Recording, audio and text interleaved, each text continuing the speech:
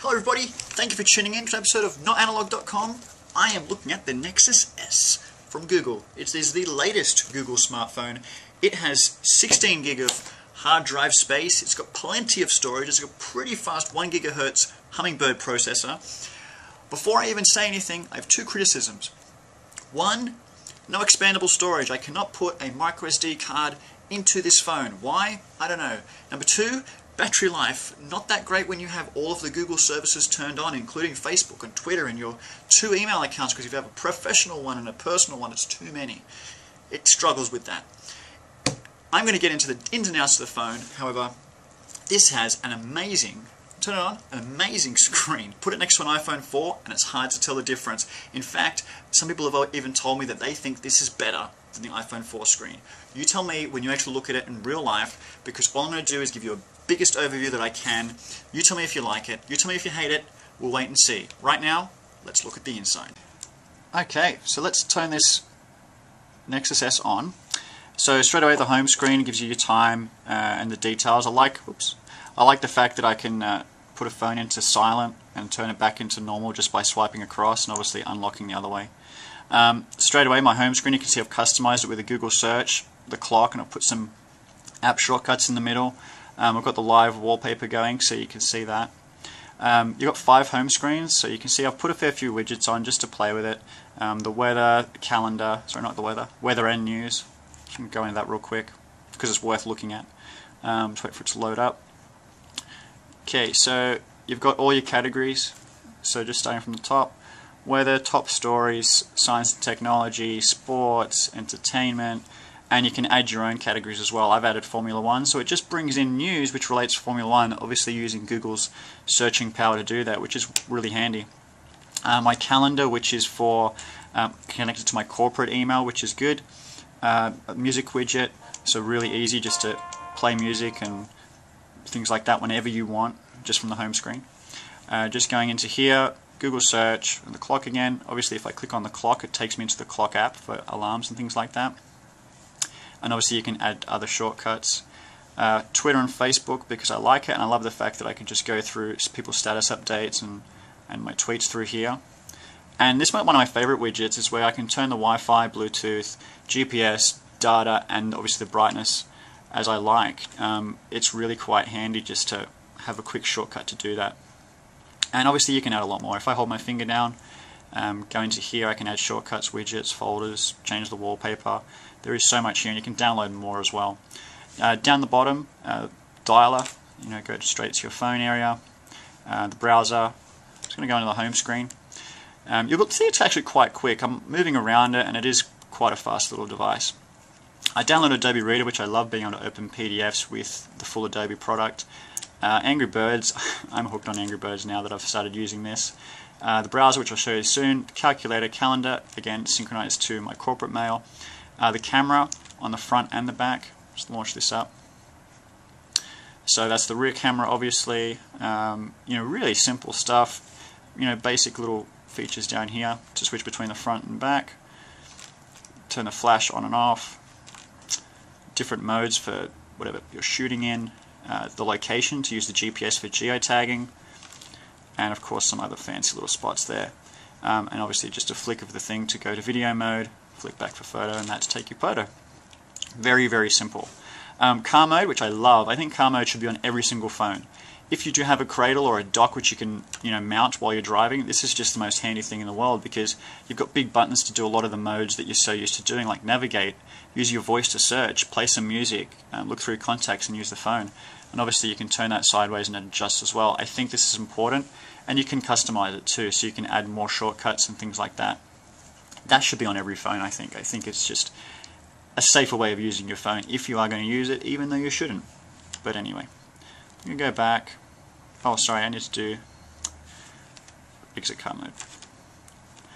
Alright, so just going back, the clock, contacts. Again, my contacts are syncing with everything. Going into here, going to Charlie. His phone number, his nickname, and his Twitter profile. It kind of does bring a lot of it in, which is really cool. And just with one click, you can, call. Very easy. Go back. The downloads is just where you can see what apps you've downloaded. Google Earth, really cool app, heavy on the battery, heavy on data as well. My corporate email, the Formula 1 app, which I love because I'm a big Formula 1 guy. The Facebook app, which again gets used a lot. Biggest problem with that app is that when you're in it, it doesn't sign you out, and if you do sign out, you have to log out completely. You can't just close the app and then automatically log back in easily. So you remain in chat. So people trying to talk to you and they realize you're idle. It's really, really annoying. Going into the gallery though is quite nice. So you can see these are some photos that I've taken. If I move my fingers out, it just sorts through all of the images that I've taken with the phone. And to me that's really quite cool. You know, if I go into it, I can show you some photos. These are just some photos I took for another review that I'm doing.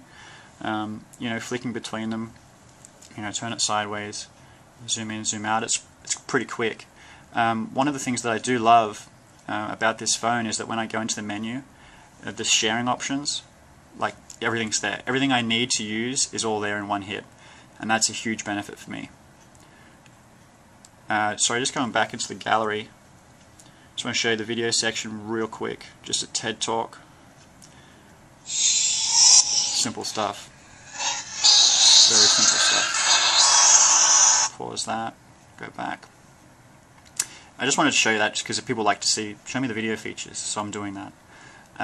Go back. You can see it's playing well in horizontal mode here. I'm waiting for Android to do the same for the menu screen. My BlackBerry does it. I mean, come on, Google can do it then. So my Gmail is set up on here. I downloaded Google Goggles because I think it's pretty cool. Google Search, obviously. Latitude, which I never use. Listen, which is downloaded as well, but it's used for podcasts. The Maps app, which is so good. SMS for standard messaging. The Market, which is again quite improving a lot as we go along. The Music app, very similar to what I showed you. If I go into something, you know, I want to play some songs, just hit the button, and it's very simple. You can also go into just party shuffle mode, and it just plays everything you got, which is really quite cool as well. So there is a fair bit. Obviously, it uses ringtone. You can set it straight from there, which is great. I'm just going to go back. Actually, I should stop the music first, so it doesn't get too distracting. Go back a little bit. The navigation app, very similar again with what you'd be used to with your normal GPS. It's just so simple to use. I can't really show it to you in here because I'm not outside and there's no satellite. The news and weather I showed you. The tags, in Australia we don't have a lot of NFC enabled ways of using things yet, so the tags probably isn't that valuable. Google Talk, again, it's something which stays pretty much signed in the whole time. So yeah, I kind of like it, but again, it can be a bit of a surprise where people start talking to you and go, oh wow, I didn't even know I was signed into that. So a lot of these things tend to impact on the battery life, and you can see it's, you know, not quite 5:45 yet, and my battery is very, very low, and that's not from doing a lot of usage either. It's just from data syncing for all these different apps. TuneIn Radio, one of my favorite applications in the world, just listening to any radio station anywhere in the world. I love it. Twitter, which is one of my regular apps, and Voice Dialer, YouTube, pretty standard. I love this little display here where you can see the apps sort of coming up from the top. I think that's awesome. So I'm just going to jump in the browser, something people love to see. I'm loading up my home page. So you'll see I've gone to the full web version of my site. There is also a mobile version. I've chosen to go to the full web because I want to show you, you know, just what it's like to use. Now you'll see here these white spots. These are my Flash videos. So I'm just going to zoom out a little bit. Actually, I might turn it sideways. This will be better. Just to show you, obviously, everyone knows that Flash is built into Android, and I think that they've kind of made it a little bit better for Android 2.3. So just pressing play in one of my videos. I'm only on 3G here, so it might be a bit slow. Okay, but it started up straight away. Pretty impressive, pretty smooth. I don't know, I kind of like it. It's impressive. And obviously I can still keep going while it's playing. Again, I'm on 3G, so it's not going to be perfect. So I'll just pause that. But you know, the web just doesn't struggle. There is not a website that I've been to where I couldn't do what I wanted to do. And I think that's important for, you know, for people who are really serious about using the web on their mobile devices. As much as I like mobile sites, I don't want to be restricted as well. I want to be able to go to whatever website I want, and you know, I want to be able to do what I want to do. So to me, that's important. To everyone else, perhaps not. So I'm just going to pause these things. I don't want them to keep playing. So I was going to go back. go to home, you'll notice here that the these buttons sort of lit up when the power was turned on. If I turn the device off, it's gone. Turn the device back on. I think that's quite cool. You'll see it's saying connect my charger. I think I'm below 15%. Yeah, it's pretty low battery, but you know, that's fine. I think for a lot of people, maybe it'll be a lot better off because they probably don't have, you know, corporate email and things like that synchronizing all day. For me, it's, you know, I do a lot of email on both platforms, Gmail and regular, so it's something to be aware of. You can see it's going into red status now. So really, just to finish up on the device, just to give you a bit of a close-up in case I haven't missed anything. Otherwise, I will come back and tell you some closing thoughts. Okay, so I've shown you pretty much everything on the phone. I apologize for how long it was. I don't like to make them too long because you're going to get bored. And when you're getting bored, I want it to be entertaining because it's just me and you, and I'm here by myself. So you're not really here until you're never here. Okay, so to recap, I'll take the phone off charge. I put the phone on charge.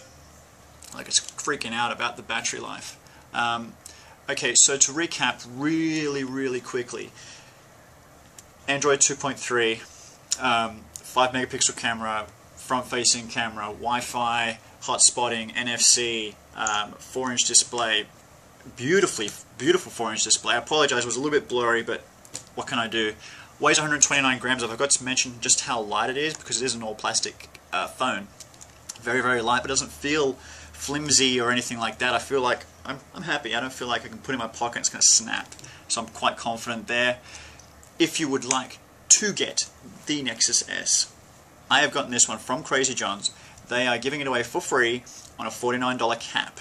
And the cap is huge, $550 worth of calls, 1.5 gig of data, and the whole lot. Obviously, you can go to wherever you want. It is, although it is exclusive to Vodafone in Australia. Crazy John's is part of Vodafone, and they are giving it away for free. The Nexus S is a good phone. Just watch the battery life. Just turn off some of the things like Facebook and Gmail and sign out of some stuff because otherwise it's going to freak out and I can't handle it. Otherwise, I love it. Love Android. Big Android fan. Welcome to freedom. Thank you for watching. If you have any questions, send me an email, hit me up on Facebook, Twitter, whatever else there is, Morse code. You just let me know. Thank you. Ta.